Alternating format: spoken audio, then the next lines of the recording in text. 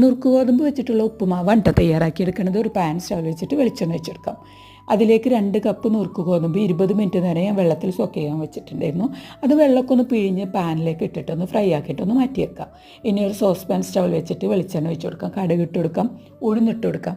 അതൊന്ന് പൊട്ടി വന്നു കഴിഞ്ഞാൽ ചെറിയൊരു പീസ് ഇഞ്ചി 4-5 അല്ലി വെളുത്തുള്ളി കട്ടാക്കിയും കൂടെ ചേർത്ത് കൊടുത്തിട്ട് ഒന്ന് മുരിഞ്ഞ് വന്നു കഴിഞ്ഞാൽ സവാള, വേപ്പില, ഉണക്കമുളക്, പച്ചമുളക്, ഒരു ചെറിയൊരു പീസ് ബീറ്റ്റൂട്ട് കട്ടാക്കിയും കൂടെ ചേർത്ത് കൊടുത്തിട്ട് ഒന്ന് വഴറ്റിയെടുക്കട്ടോ. ഇനി അതിലേക്ക് 1.25 കപ്പ് വെള്ളമാണ് ഒഴിച്ച് കൊടുക്കേണ്ടത്. ഞാൻ 1 കപ്പ് തിളച്ച വെള്ളവും 1/4 കപ്പ് തേങ്ങാപ്പാലും മൂടിയാണ് ചേർത്ത് കൊടുത്തിട്ടുണ്ടത്. എന്നിട്ട് ഉപ്പ് ചേർത്തിട്ട് മൂടി വെക്കാം.